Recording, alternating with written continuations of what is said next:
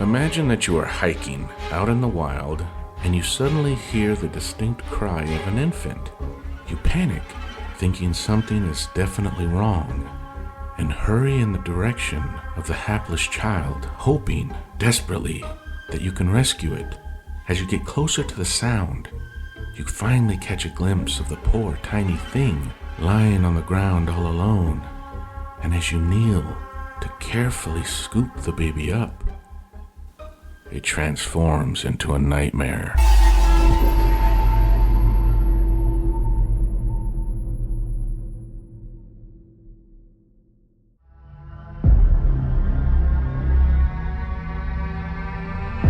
There have been reports of strange creatures in the area. Witnesses say they couldn't believe what they were seeing.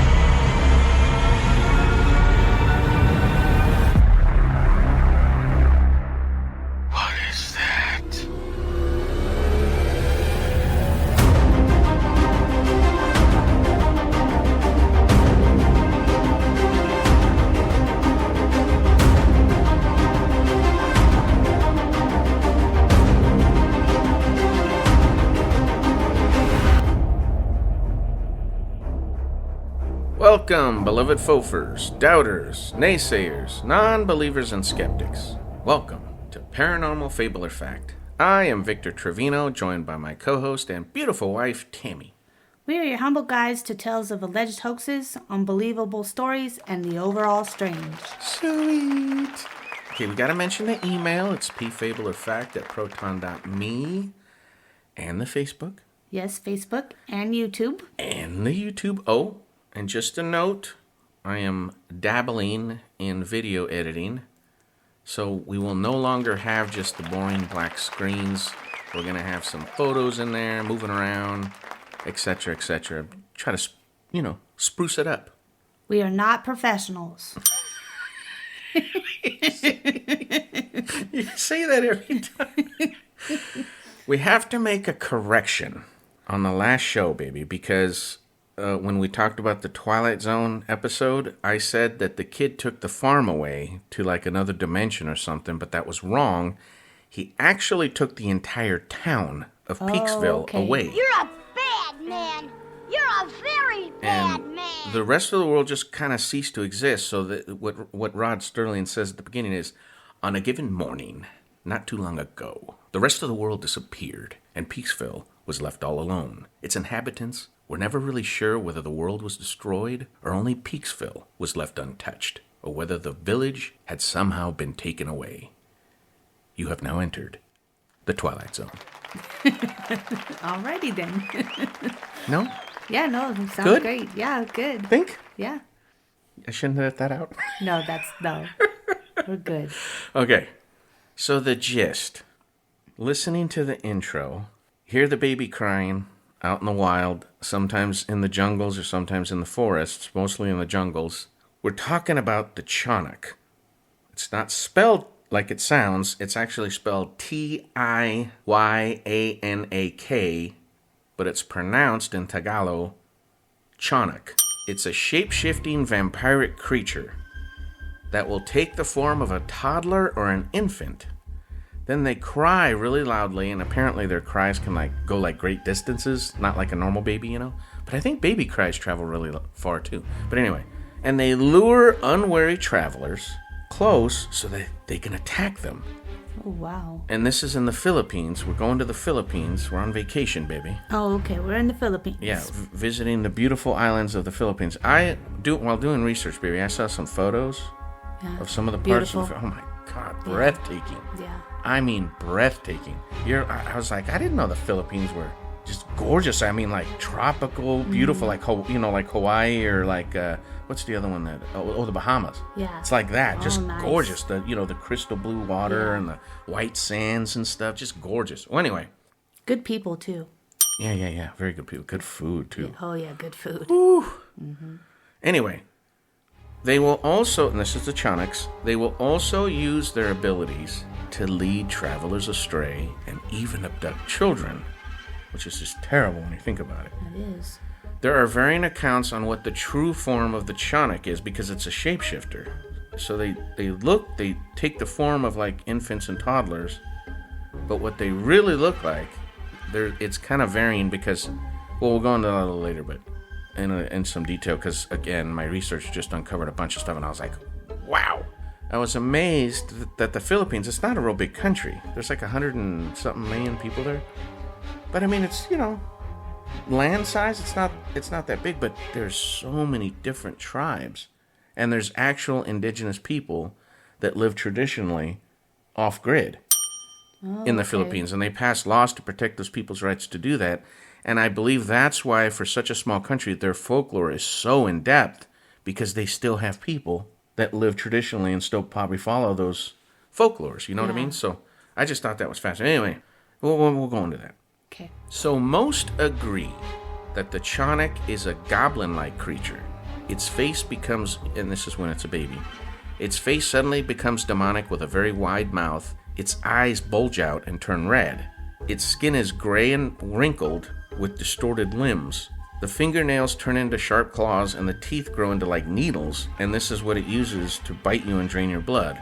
In other versions, it has to either hop or crawl kind of awkwardly because one leg is shorter than the other, but that doesn't matter because supposedly they're extremely fast. You can't just run away from one. So even with the one leg and them crawling and hopping, they're still really, really fast. In other versions, they actually hover slightly above the ground, and there have even been reports of them flying without wings. So just like Superman. Oh, wow. So are we talking about baby vampires? Yeah, like pygmy vampires, yeah. Whoa. Yeah. Alrighty then. We'll go into the size right now. Okay. We'll go into that. So let's move on to the rules. Rule number 1. We will never purposefully mislead or report false information ever.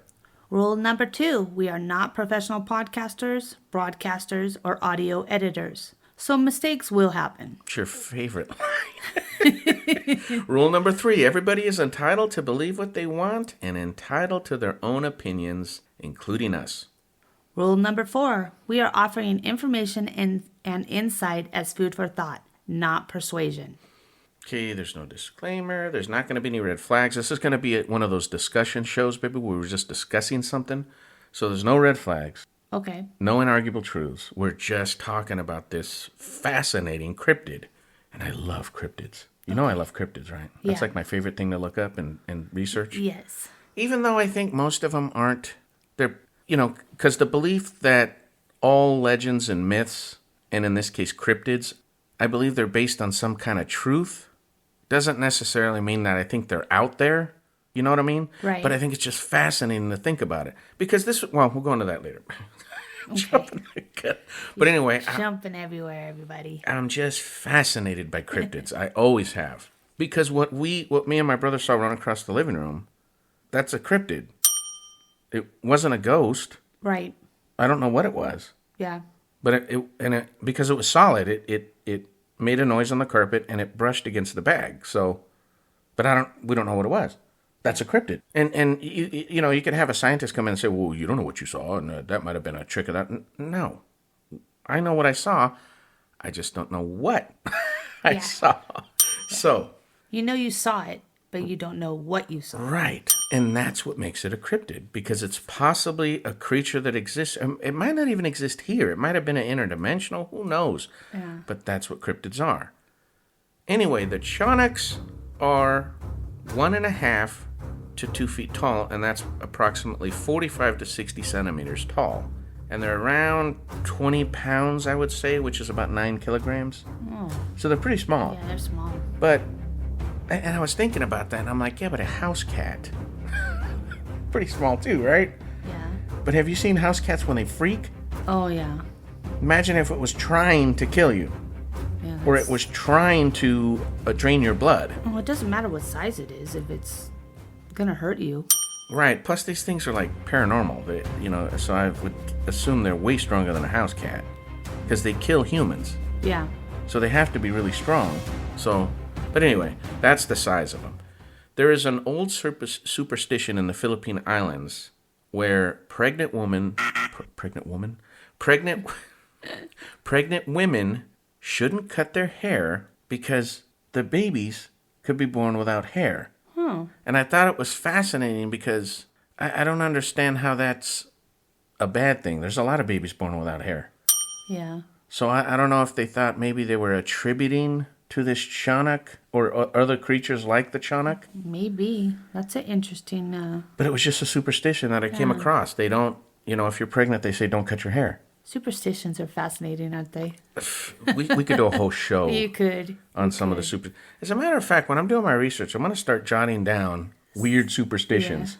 And then eventually we'll just stick them all together and do a show on them. Yeah. That's what I should start doing. Perfect idea, baby. Yeah. Anyway, I'm brilliant like that. I can't even barely do the show with your brilliance. You're blinding me, baby. The Mandaya people of I had this perfectly You could say... pronounced. Yeah. But now that I'm under the gun Now that and under the mic... Mic is on, yeah. Yes. I was going to say microwave's on. Microwave. It's of Mindanao, which is the second largest island in the Philippines. They claim that the Tiyanak is a spirit of a child whose mother died before she gave birth. So she died pregnant. This caused the Tiyanak to be born into the ground, and that's in quotes, quote unquote, born into the ground, thus gaining its current state. So it's like it's cursed, basically, because she died. Oh, okay. Because it was denied life. Yeah. And I thought that was extremely fascinating that they put that in quotes, born in the earth or born into the ground. Because if you remember the legends of other vampires, European vampires, I should say. Yeah. They have that tie to their native soil. Right. Remember in their coffins they have to sleep in their native soil? Yes. And they'll carry the native soil with them and stuff. Yeah. So I thought that was miles and miles is wherever they're going. Yeah. I thought that was fascinating that there was that tie-in, Yeah, that connection when you're talking about the Philippines and Europe because they're so far apart. This is a vampiric creature. They have vampires in Europe, and it has that tie to the earth. I just thought that was fascinating. I always notice stuff like that because I have so much crap in my head about... Yeah, because you're an encyclopedia in there. Well, when it comes to cryptids, yeah, definitely. Yeah. Anyway, this corroborated with other beliefs that the creatures dwell underground. There are other cultures, tribes in the Philippines that believe the same thing. We'll go into that, but they believe that they're from underground, that they come from the ground, which is crazy. Another origin story is that the Tiyanaks are offsprings of a woman and an aswang, and we could do a whole show just on the aswang, just like this. The aswang is kind of like it's a Philippine in the Philippines. It's kind of like a blanket description of various vampiric creatures, from what I understand. And also, in some cultures, it's its own vampire type. Does that make sense? No. You're just looking at me with this blank stare. Well, that's what an aswang is. So the belief is that these things might be... Half vampire? Right, that these aswangs go in there purposefully or forcefully breed with a human woman, and then she gives birth to one of these Tiyanaks. Okay. Which is freaky when you think about it. Yeah. Now that I just said it, that sounds way worse. I might cut that out. That sounds very vulgar. That sounds way worse than it did when I was writing it down. Yeah. Why is that? Anyway, moving on. Yes. With the Spanish colonization of the Philippines in the 16th century, the Tiyanak myth was actually changed to fit in with Catholicism. Well, like a lot of things were. The Tiyanak in the Catholic version were supposedly the souls of infants that died before they were able to be baptized. So in modern-day Philippines, this definition has extended to that of aborted fetuses seeking revenge on those who deprived them of life.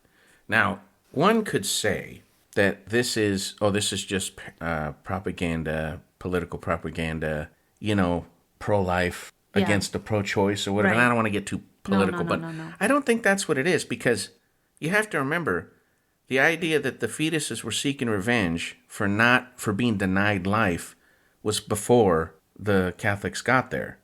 Because if you remember, they were born into the ground when the woman just died before she could give birth to them, and because they were denied life, they came back as Tiyanaks. Oh, okay. So I don't think it's that much of a stretch to say, well, if you abort a child and don't give it, you deny it that right to life, that you deny its ability to live, that maybe it'll come back for revenge. In this context, you know what I mean? Context. Of this creature or whatever. I don't think it's that much of a stretch. I mean, there's probably people that disagree, but that's fine. That's what I felt. I didn't feel, because you know how I am with the whole Catholic thing, baby. I don't really agree with a lot of their stuff and everything.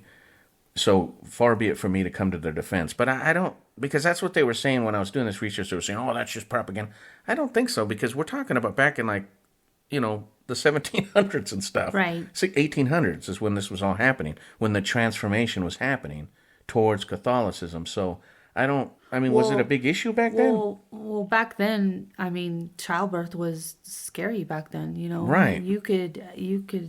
Especially for the indigenous people out in the jungles. Yeah, definitely.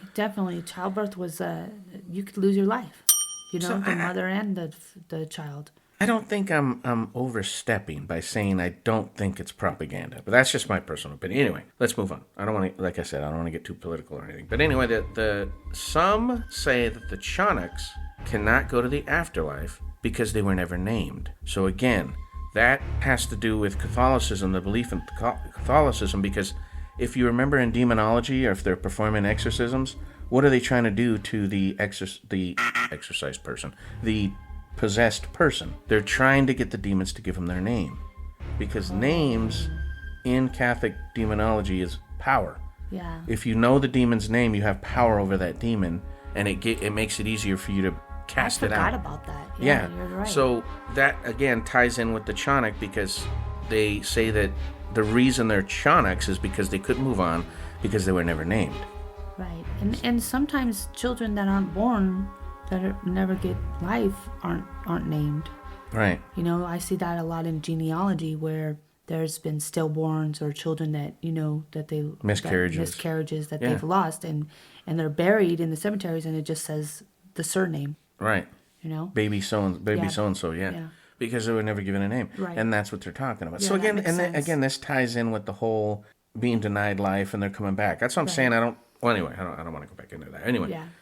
Another story of these creatures is that they are usually found at the foot of a large tree. Now, this could be looked at as conflicting with the whole idea that they live underground, but no, because they can live under the tree, right? Yeah, under the roots. But apparently when you find this baby, if you're unfortunate enough to be attracted to the calls and screams of this poor baby out in the jungle and you come across it, it's going to be sitting at the base of a large tree. That's the belief. Now, another version of the Tiyanak is it's what I call the dwarf version. And this is like they turn into from the toddler / baby, they turn into like this dwarf-like creature. And I don't mean dwarf like little people. I mean like the mythical dwarves, the short, dark-skinned, powerfully built, underground dwelling beings, this race of and that's what it is. It's like they have black eyes, brown walnut wrinkled skin, and long white beards. Oh, like a gnome. Yeah, kind of, but bigger. Yeah. Bigger and still like wider and stouter. That's the word I'm looking for. Stouter. The mythical dwarves are stout. Very stout and powerful. Yes. Okay. And that's why they do all the blacksmithing and stuff. Yeah. Because they can swing the hammers real hard and everything. Well, anyway, here's a very interesting fact that I found. The bite of the Tiyanak is said to be extremely deadly. You have to mix some kind of antidote that includes mango fruit, chewed guava, and some kind of leaves, and then apply it to the bite, because if you don't, it'll become horribly infected and you'll die. I always think that that's fascinating where there's those kind of cures, because especially I know in your culture and then in my family from Tennessee and Kentucky, there's those old school remedies, you know what I mean? Yeah. It always fascinates me. Yeah, the home. How in the heck did they figure that out? Yeah. Home remedies. Yeah, we did that. My mom did that all the time. I remember we'd get stomach aches and she'd give us baking soda, sugar water, and lemon. She mixed a little bit of water with sugar, and then she threw baking soda in there and threw lemon in there. And you would drink that, and it would make your stomach feel better. That's your stomach ache would go right away. But if you think about it, what is Alka-Seltzer? It's yeah. soda water. Yeah. It's baking soda. Yeah. So the same kind of thing. It's just home remedies. Yeah. Anyway, and I think lemon helps with your digestion or something. But anyway. Yeah. Where was I? The The bite. Yeah. So their bite is lethal, basically. Yeah. Or it can be. They can also enslave their victims, keeping them as blood vessels for them to occasionally feed on. So basically, it's like this. They'll call you, you'll wander out in the jungle, they'll pounce on you, take some of your blood, and then send you back home. Oh, no. Like the traditional vampires. Just kill me. So then you go home, don't remember anything. You're like, oh, what's going on? Oh, you don't I'm remember weak. it? Oh, no, you couldn't, because why would you keep going back out there? And then again, the Tiyanak starts crying, oh, come to me, Tammy, come to me out in my jungle. And you wander out in the jungle again. So it possesses you. Kind of like takes control Wow, of you. that's crazy.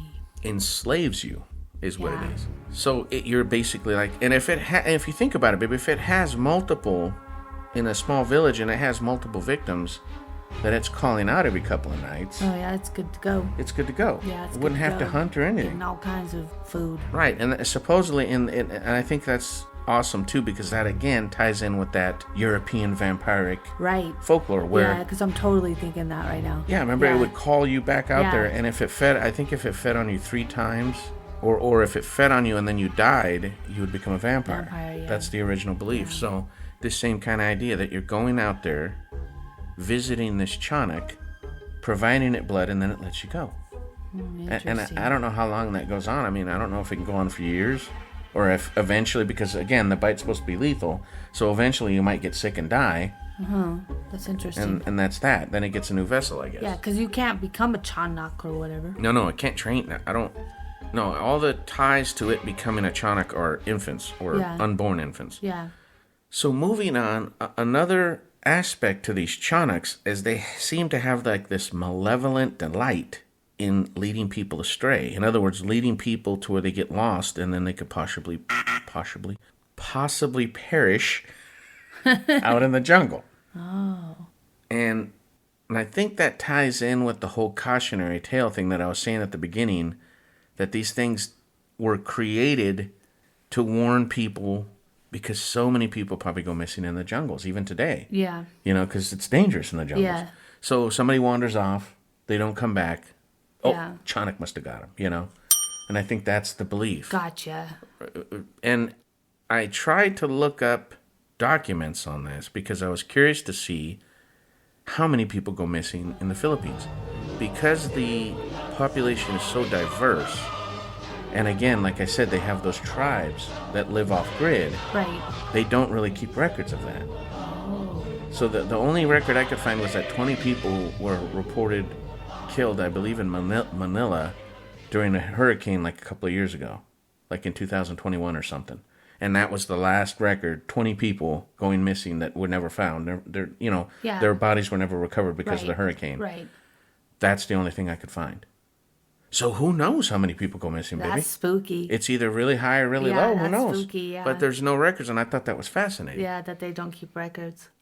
And because once I start doing cursory research and I start opening rabbit holes, I'll go all the way down the hole, man. I don't pull back. Even if I have to spend hours. Right. I love reading into it and finding out stuff, and sometimes it's just like a big dead end, and I'm like, oh, that was kind of silly. Why did I do that? Why did I spend all that time doing that? But sometimes it leads to fascinating stuff. One of the fascinating things that I ran into was that as I was trying to find actual documented reports of people dealing with these things, like we have for like the Dog Man and Sasquatch and stuff like this, I couldn't find any. So that kind of discouraged me. So then I started looking up, well, why not? Why don't people talk about it? Where are all the reports? Yeah. Is it just stories? Yeah. Is it completely just made up? I found a Filipino writer. He's a historian that is like looked at as like the godfather. I don't even know if he's still alive. Mm-hmm. I don't want to say his name, but he's looked at as like the godfather of Filipino history. Right. And he's very highly regarded in Filipino culture. He says that the reason you're not going to find stories and actual reports of people dealing with any paranormal stuff is because of superstition. Oh. They're extremely superstitious. And this ties in with the Navajo and the Skinwalker. When you go and talk to the Navajo people, Most Navajo people either won't talk about it or they're extremely hesitant because they believe if they talk about the skinwalker, they're empowering it. And maybe gotcha. even attracting its attention to them. To them, yeah. So if you say, oh, yeah, what can you tell me about the skinwalker? They're going to say, yeah, good, have a good day. And they're Yeah. just going to go about their way. Yeah. So he believes that's why a lot of these Filipino people do the same thing. Right. They're going to get, even if there's proof that they interacted or suspicions that they're interacting with Yeah. something like that, they're not going to talk about it. Yeah. So I thought that was And fascinating. if they don't want to talk about evilness, Yeah, they don't- bring that into their house. Right, they don't want to Yeah. bring that Into negativity. their family, their life. Right, that Yeah. energy, and especially if it's over like a young girl that gets goes through an abortion or whatever, for whatever reason, and she's haunted by this, what she thinks is like her unborn child. Right. Who's she going to tell? Right. Exactly. I mean, she's probably going to pray and do all kinds of stuff, right? But she's not going to go to the cops. No. You know what I mean? So Yeah. the documentation is extremely hard to come by for other reasons, not because I think the creature just doesn't exist and it's that's just interesting. stories. Right. That's So, very interesting. because again, and you agree with me on this, I believe that all legends and stories and myths are based on some type of truth, regardless of how, Yeah. disjointed it is. Right. There's something, there's a reason that has lasted as long as it has. Right. So, Right. and talking about people getting lost, I decided we're going to do a public service announcement.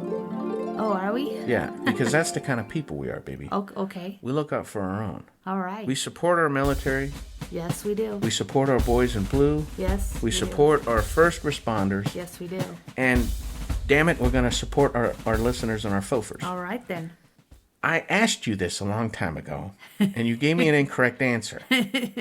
And so then after I started doing this cursory research, I found links, of course, to this of what to do if you're lost. Right. What is the first thing you do when you realize you're lost? Stay calm. Stay put.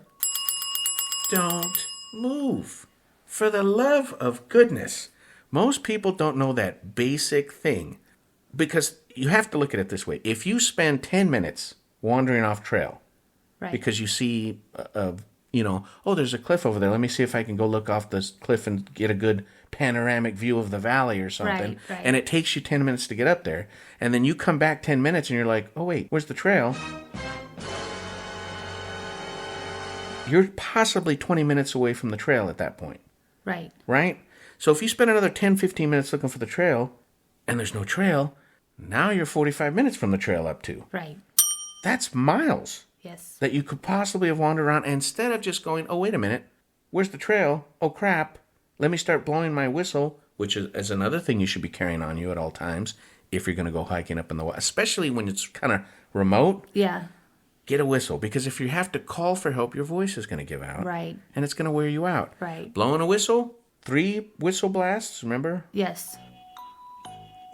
That's the the word, just Universal. universal. It's 3 blasts, right? That's it could the be whistle, it could be a gun, Gunshots, it could be, whatever. If you yeah. hear 3, that's the universal signal for an emergency that there's something wrong or that you need help. Yeah. So kind of like SOS. So 3 whistle, you blow the whistle 3 times and just sit. Blow the whistle 3 times and just sit. Keep doing it every couple of seconds. Somebody might hear you, and if they hear the 3 whistle blasts, they might report it. Hey, somebody's in trouble. I heard 3 whistles. You know what I'm saying? Or Right. they might come and look for you, and then they can lead you back to the trail. There you go. You know how your throat gets tired of yelling and stuff? Mm-hmm. If you whistle, because like my sister can whistle. She could do those long, like real loud whistles. Mm-hmm. Do you get tired of doing that too? I don't know. But if you're doing it for hours, I don't see how you couldn't. Yeah. You know what I mean? Probably could. Yeah, you I probably mean, would even get blowing a tired. whistle will probably wear you out Yeah, after a while. Probably, yeah, you're probably right. You know what I mean? But Yeah. at least it's not. It's louder. That shrillness of the Yeah. whistle, it travels farther than Yeah. most sounds that you can make. So anyway, another thing you can do is signal for help.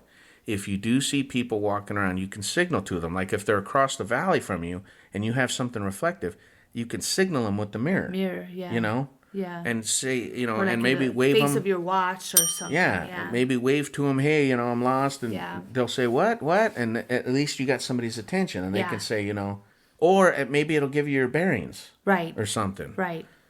They say that you can build a fire if it's safe to do so. I would suggest that highly. Build a little fire, throw some greens on it, and it'll smoke. You can see smoke for miles. In fact, there are ranger stations that's all they do. They take a pair of binoculars and they spend all day combing the horizon for smoke. Well, especially in California. I think it's every state. Oh, is it? So if you do light a small signal smoke fire, Yeah. they're going to see you. And Yeah. that's another way to signal. Also, if you have bright clothing, throw it up on a tree. Make yourself more visible. Yeah. Number 3, and this is a huge one that so many people don't do because they become complacent because they're avid hikers. Yeah. And they think, well, I'm a professional. I don't have to follow all these safety rules. Right. Tell someone your plans. Make sure someone knows, hey, I'm going to go out there for 2 days. I'll be back on Thursday. Right. Because then if you're not back on Thursday, that person's going to go, oh, crap, where are they? Right. You should also tell people where you're going to park your vehicle. Yeah, I think I'm going to park at the base of the hill because that will give searchers a place to start, Yeah. right? Right. If you get lost. That goes with going on a jog by yourself. You should at least text somebody, hey, you know what? Just FYI, I'm going on a jog. You know what I mean? Like, especially if you live with your spouse or someone, something. yeah. Because numerous times people have just gone for a jog and then nobody knows that they're missing for like 24 hours or 48 hours. Because they didn't tell anybody. Yeah, because they didn't tell anybody. Yeah. And you might think, well, that's kind of annoying. Why should I have to tell people I'm going? It's You a never safety know. issue. You never know. It's just a safety. It's just something to think about. Yeah. Always carry, and I think most hikers are really good about this. Always carry the basic essentials. Yeah. You should always have water. You should always have a map. You should always have some kind of food, some type of flashlight, some type of simple first aid kit, a multi-tool. I would say a sharp knife. I don't see why you would need a multi-tool, but I would just say a sharp knife. You can do everything with a sharp knife. An emergency or space blanket. That's probably the biggest thing you can have in your kit. Yeah. In my opinion. Yeah. Because those space blankets will keep you warm even in like really, really And cold. the space blankets, they're Really more compact, huh? And they're thin and they're Yeah, light, they're, easy like, to carry. compact, Right. yeah. I don't know how expensive they are, but if you can get an emergency Hey, kit if you're with a a space hiker, blanket, right. You know. And then again, the almighty whistle. Yeah. Have that whistle and some type of little mirror. Usually they come with like some type of reflective. Yeah. An extra thing, and this is probably a really good one too, is a filtration straw, which will allow you to drink out of streams or ponds or whatever you find. That's interesting. Because it filters out all Yeah. of the parasites and everything bad. Right. And allows you to drink because, as you know, you can go weeks without food. Right. You'll only last a couple of days without water. Right. If you don't have water to drink, you're going to die. Right. Period. So, also, and this is another big one that I don't, because I read stories about hikers going missing, baby, and people dying out in the wild. Yeah. Because I do Sasquatch research and Right. cryptid research and everything. And you'd be amazed how many people don't follow these basic rules of getting lost. It's fascinating to me. But include medications vital to your health. For example, you are allergic to bee stings. Yes. So I would never take you up in the woods without an EpiPen. Right. Because if we're hiking for miles, baby, Yeah. how are we going to get you back before you go into anaphylactic shock? Yeah. We'll never do it. You'll die out there. Yeah. So why would we risk it? Bring an EpiPen. Asthma inhalers. You'll be surprised how many people who are supposed to carry their inhalers, it's something extra for me to carry, I don't want to bring it, and they won't bring them. That's crazy. Diabetes, insulin, stuff like this. Always bring it. Yes, it's Yeah. extra to carry, but always bring it because you never know when something's going to happen. Just in case of an emergency. Always do that. Can I say something? Go ahead. So with all this stuff that you're telling them to bring, these essentials, see, what people don't realize is, and this is in everyday life, and this is one of my mantras or whatever, self-care is not selfish. Self-care, when you take care of yourself, you take care of your family. And when you take care and you take precautions like that, you take care of not only your family, but you're also taking care of like the fact that like society doesn't have to take care of, like you're taking care of society, because you have to remember, if you get lost, there's first responders that are gonna go, and it could Looking be for you. dangerous terrain. It could be. Yep. They're fighting. They're risking their lives to come get you. So Basically, what you're saying is make it easier on everybody. yes, pretty much. But self-care is so important. Yeah. So important. Nobody can take care of yourself but like yourself. Yep. Moving on. Yes, The sorry. next thing you can do is try to stay visible. I already said this, Yeah. You can actually arrange like a large arrow or something on the ground so that anything passing overhead will see it from the sky and point to where you're at, so that's a way to signal. There's smoke, all kinds of stuff. But anyway, try to stay visible. If people are looking for you, and you might have to sit there for days. Yeah. You might be stuck for days, but that's better than weeks. Yeah. And that's better than you dying Yeah. because you wandered off. Right. I don't know how many stories end like that, baby. They'll Yeah. wander off and they'll get... I remember I read a story that was terrible. This guy was like wandering. He went down in this valley and he was trying to get back out. The way he came down, he couldn't get back up. Oh wow. So he actually wandered along the rim of this valley and found a body, Oh no. a bones, corpse of somebody. And he dug in the pack and said, if you're finding this note, you're never going to get out. You're going to die. Because that's what happened to me. I couldn't get back out again. And he's just like, oh my God, his whole... Yeah. And by the grace of God, here comes the helicopter. And they were able to rescue him. But he would have been stuck, that he would have died. That's terrible. Had he not told people where he was going, Right. Yeah. they would have never sent a rescue search party. They probably would have got up there too late and he would have died. Yeah. But he told people where he was going, and that's what saved his life. So anyway, like I said, I read stories like that. Yeah. And probably one of the biggest things that makes me want to smack people, because people are so reliant on their cell phones. Do not rely on your cell phones. Let me say that again for people that didn't understand. Do not rely on your cell phones. You think the almighty cell phone, oh, I could do anything on my cell phone. Yeah, until you don't have internet. Yeah. Then your cell phone's just it's a piece of crap. You can't do anything on it. Once you lose connectivity and you don't have any bars to make phone calls, it's a bright screen. Yeah. It becomes a flashlight, and that's about it. And once the battery dies, you're done. If you're hiking out in the wilderness, most likely you're not going to have internet access, and you're not going to have, communication access. No. So don't rely on your cell phone. Bring a little map. All you got to do, I know it forces you to use your hands other than swiping on your screen, but bring a map. Because with a map, you can identify landmarks. You might be able to identify tops of hills, certain towers, Right. maybe a stream, and you might be able to find your own way back if you have a map. What are you going to say? Your notes say follow waterways. Why? Where do you see that? Up. Oh, I skipped that. Oops. Yeah, if you do find yourself by a stream, follow it, because 9 times and go downhill. Don't go up. Downhill. Follow waterways. If it's a river or a pretty large stream, Right. because 9 times out of 10 it's going to lead you to people, because people live along waterways. You need water, right? Yeah. Or some kind of, you might run into a water plant or something like that. Right. Somewhere where you can get back to society. If you do have a waterway near you, follow it and follow it downhill. 9 times out of 10, that'll save you. Another thing, stay warm. Hypothermia can kick in even if the weather's mild. You might think, I'm not cold, I'm fine. No, you make sure you stay warm, dress in layers, and use your survival kit. We talked about the space blanket. Because that is a large contributor to death when people get lost, is exposure. Right. Because they thought, I'm just going to go on a day hike, didn't bring a jacket, Yeah. didn't bring any of the essentials, and they get lost and they're dead within, Right. they can't survive overnight because it's too cold. Right. So, and that's just a terrible way to die, is. man. It really is. So just take that little extra precaution and don't put your life at risk. Right. And finally, stay hydrated and rest. And that means take it easy, because you don't want to push yourself to try to get back to society, because exhaustion can lead to being delirious. And we talked about staying hydrated because, like I said, you can last weeks without food, Right.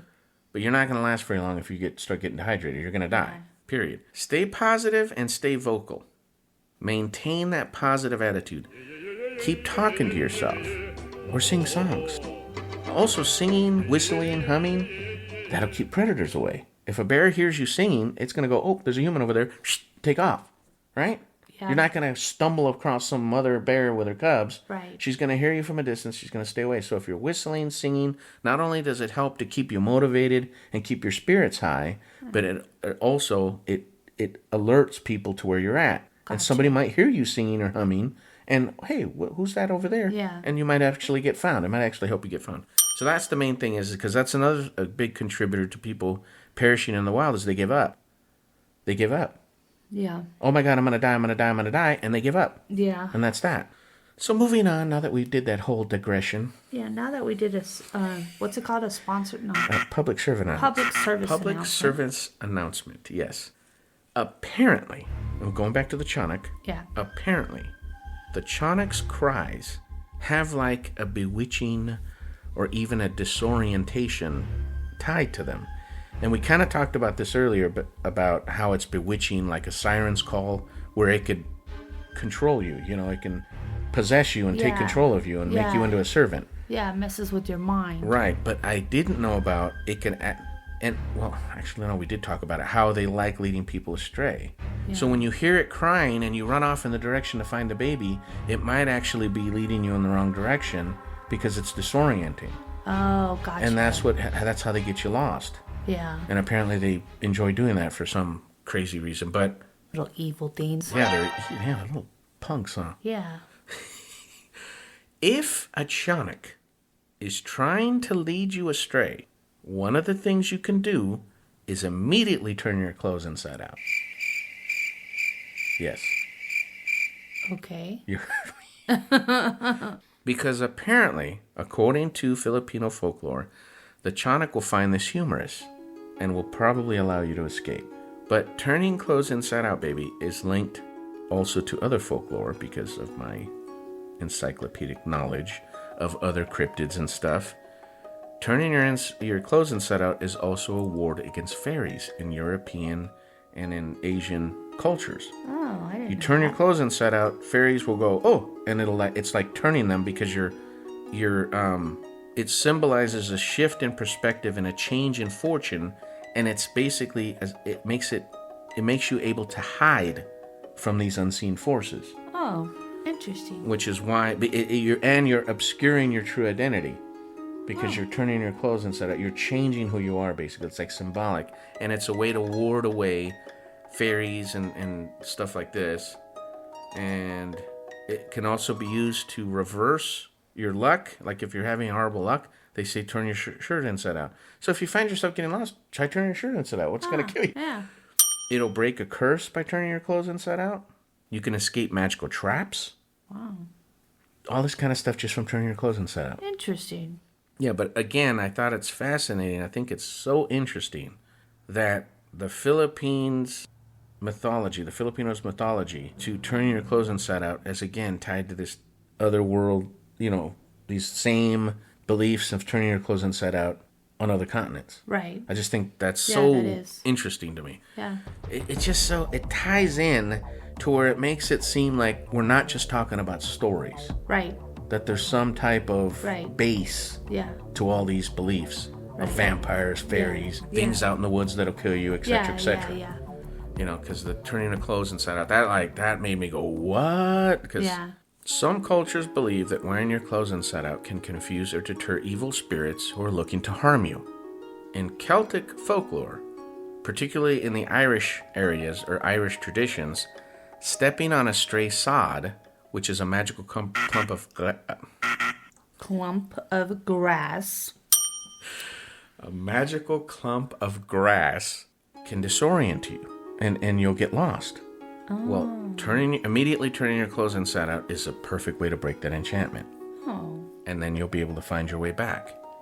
In some cultures, intentionally turning your clothes inside out might be part of like a ritualistic practice to ward off misfortune and seek good fortune. Like I said before, it changes your luck. Yeah. It'll turn your luck around and make fortune smile on you rather than curse you. And that's mostly for like curses or, negative energy. You're Right. changing the energy by Yeah. turning your clothes inside Yeah. out, which I think is just so interesting. Yeah, that is. There's also the weirdness of, and this again applies to the Tiyanak's cry, when you hear it where it sounds really distant it's actually really close to you. And then if it sounds really close to you, It's really far. it's really far away. So again, that disorientation. But I read that people were talking about it, and there's other creatures that do that. In fact, there's a cryptid in Japan where if it sounds really close to you, you're fine. You can stay calm. But if you hear the call really far away, then it's actually really close, and you better start running. Because otherwise you're going to get killed. Right.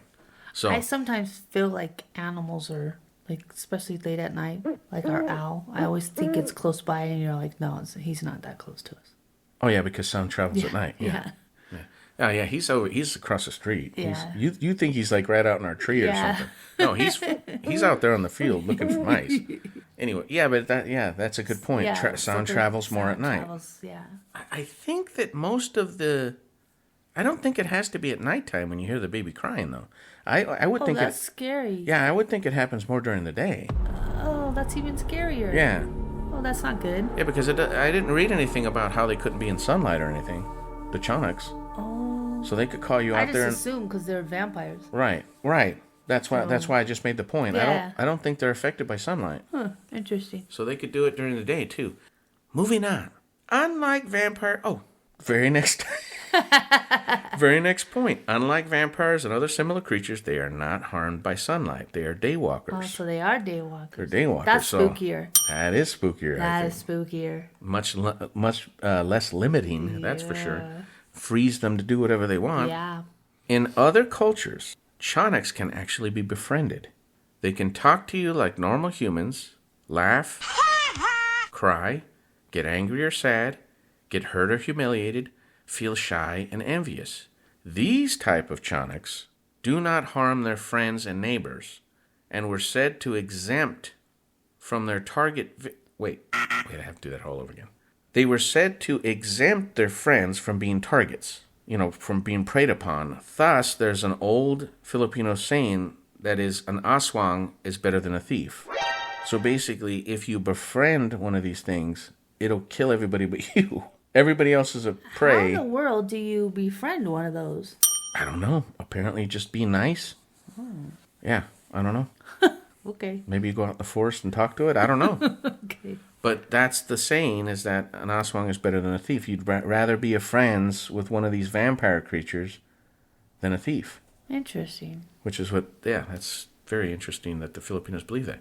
Loud noises are also thought to be enough to drive a Tiyanak away from an area. And remember what we were saying about loud noises last time during the Christmas celebrations with fire? Why the Chinese use firecrackers? Right. Because it's the same belief system that loud noises drive evil spirits away. Right. Evil spirits don't like the loud noise, so they'll bang on gongs and ring bells and blow these real loud whistles and light fireworks and firecrackers to make as much noise and sound. So this is kind of going to saying that these little babies are demon babies. Right? Babies. Yeah. Basically, but also that they're evil. They're evil. Yeah. And that noise can keep them out of certain areas. Yeah. So I guess the Filipino people, if they have suspicions, because somebody went missing under suspicious circumstances, they probably go out there and start banging drums and clanging on pipes and, making all kinds of noise to drive the Tiyanak out of that area. And it'll leave, and then they'll feel better. Garlic, crucifixes, and rosaries are also believed to repel Tiyanaks. And again, that tie-in with the vampire mythology. Garlic, the cross, back, and the vampire, he's backing away from you because you got the crucifix up and all this. And the rosaries. Yeah.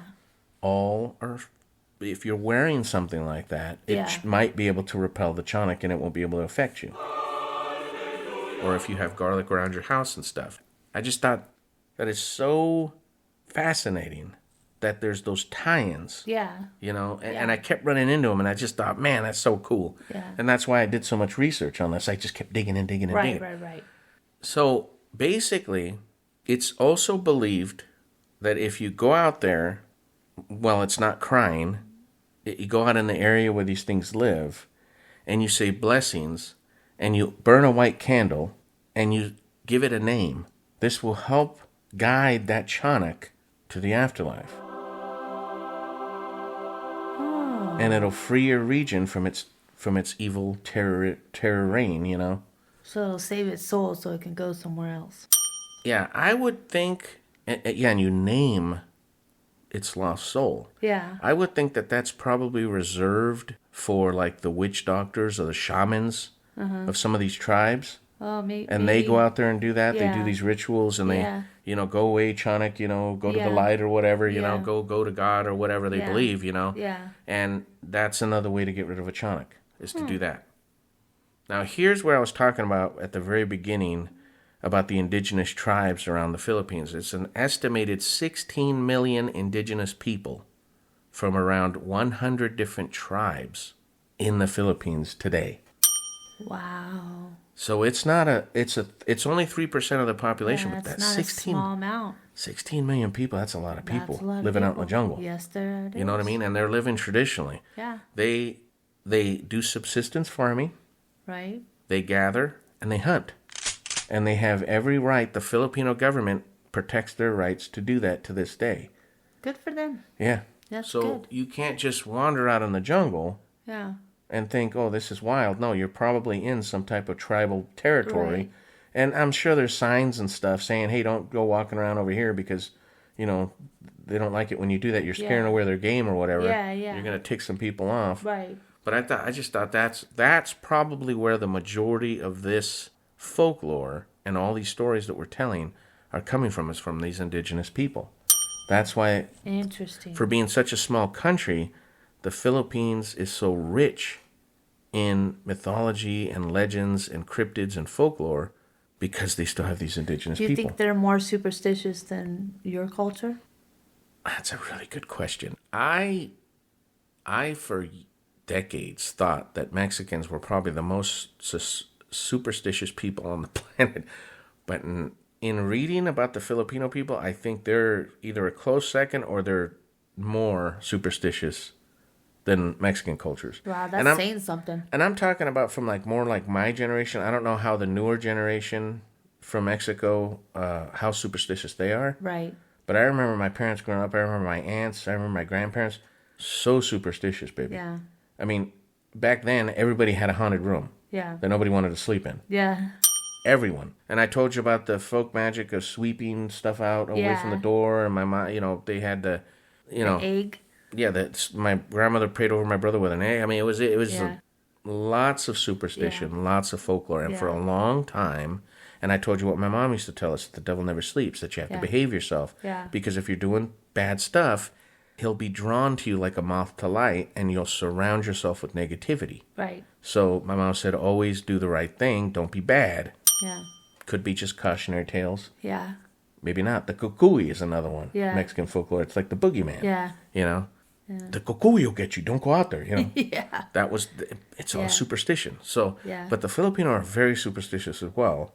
And I think this is why. Yeah. Because I think in Mexico there's indigenous people too, Oh, yeah. you know, that live off. Yeah. I don't know if they live off grid, and I don't know if they do their own like subsistence hunting and stuff like the Filipino people do, but I know that there's still Indian tribes in Mexico, you know, that that are still not fully integrated into modernized Society. society. Yeah. Right. So that about does it, baby. All right. In conclusion, baby, what do you think the Tiyanak is? A demon baby. A demon, baby. Do you think it's just stories? Oh no, you know how I am. Just because I haven't seen it doesn't mean it doesn't exist. So if people have seen this, then it's out there. Interesting. I think it's interesting that it's vampiric or whatever. Vampiric? Yeah, I really think that's interesting because that would be terrible. A little vampire baby. Ooh. That latches onto your neck, Yeah. clawing at you. Yeah. Ugh, terrible. Especially because babies are so cute anyway, and like you want to like cuddle with them. Could you just yeah. You're that picking is it so up. evil. Yeah, and it just Because transforms into a little monster. Yeah, because I love when babies, like, especially when their smells and cuddling with them. Could you just imagine Who doesn't picking up love babies? Yeah, I could you just love imagine babies. picking up one of those babies and you're like, oh, and then cuddling it and then Yeah, right just, there in the neck. and it starts attacking you. Yeah, it's it's such a horror movie. It's You'll just never babysit again. yeah, perfect setup for a horror movie. Yeah. I think a lot of it is tied to just cautionary tales, to keep kids and people from just wandering out in the jungle. I think it's like a boogeyman story. Yeah, I think it's more of a cautionary tale. I don't necessarily think that there's vampiric devil babies, like you say, living in the ground. Or there might have been something, maybe a creature that doesn't exist anymore, or maybe just a natural creature. I don't know if there's any, I should have done that. I should have looked up natural predators. I don't think the Philippines have like jaguars or anything. You know what I mean? Yeah, I think most likely it would be from falls, maybe getting bit by, something venomous like a snake or something. Yeah, That's what you would die, or getting lost and, getting dehydrated or something. Or Yeah. Who knows? I don't know if there's any large predators on the Philippines. I didn't look. I thought for a long time that Japan didn't have large predators. Oh, yeah, they do. They have bear. They have big bear. In fact, there's that one story I was telling you about where that one bear killed and ate like 9 people in like 3 that's days crazy. or something. Yeah, that's crazy. It's like the worst bear attack in Japanese history still to this day. Yeah. And it was a massive, like 1,300-pound bear or something that was doing it. Oof. Just a monster bear, crazy. yeah. But I don't know if anything like that exists in the Philippines. So that would be interesting to look at. So like I said, I think it's more of a cautionary tale. I mean, if they're finding, and again, this is all speculation, but if these tribes today find one person, their remains, and they're drained of blood, or something weird like that, right, like the famous George Norrie line, you only need one, and that would feed all of this mythology, all of these stories, all of these beliefs, because it's an unexplained death. Exactly. You only need one. Yep. So I'm not kind of X-Files issue going on. Right. I'm not discounting the fact that there might be something there, because again, I believe all stories, no matter how outlandish, are grounded in some type of truth. Yeah. So there had to be a reason for them to be, especially since it's existed for so long, before the 16th century. Baby. Right. That's the 1700s. I mean, that's hundreds of years. Right. And these stories were going on before that. So they've been around for a long, long time. Yeah. And there has to be a reason for it. Right. So anyway, thank you for listening. Thank you for your continued support. If you want to show your support, give us a review. Give us a like on Facebook. Give us a like on YouTube. Leave us a review if you're... Subscribe to our YouTube. Yes. Oh, yes. Subscribe. Why do I always forget the subscription? I don't know. That's more important than the like, isn't it? Yes. Because subscriptions last. Yes. I don't know why I always forget that. Anyway, yes, subscribe. Maybe I ought to let you do the exit. You do it so much better than me. Good night, everybody. Yes, subscribe to our YouTube. Check out our Facebook, like it. And as always, thank you for listening. Good night.